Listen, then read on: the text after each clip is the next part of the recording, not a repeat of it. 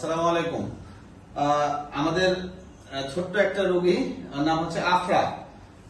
হ্যাঁ, আফরা মামনিকে আমরা হচ্ছে এক সপ্তাহ আগে ওর নাকের টনসিল এবং গলার টনসিলের অপারেশন করে দিয়েছিলাম।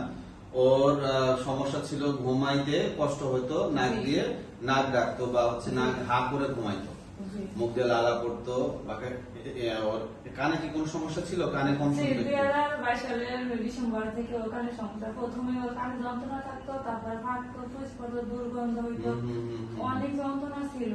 আস্তে আস্তে সেগুলো সব কমে যায়, এখন শুধুই যন্ত্রণা। এখন ওই নাকের পিছনে টনসিল যেটা অ্যাডিনয়েড বলি, ওইটা বড় বেশি থাকার কারণে ওর সমস্যাগুলো হচ্ছে। তো আমরা এই ভোলাতে কিন্তু ভোলাতে এত ছোট বাচ্চার অপারেশন, নাক কান গলার অপারেশন তো খুব কম, এর আগে খুব একটা হয়নি বলা চলে। এখন মোটামুটি অনেকদিন ধরে এই অপারেশন হচ্ছে ভোলাতে, রেগুলার এই অপারেশন গুলো। তার মধ্যে এইরকম আফরার মতো একটা ছোট্ট সুন্দর বাচ্চা এরকম অপারেশন খুব কম হইতো। এখন এগুলো রেগুলার হচ্ছে ভোলাতে অপারেশন। তো আপনারা এখানে অপারেশন করে আপনার হ্যাপি তো না?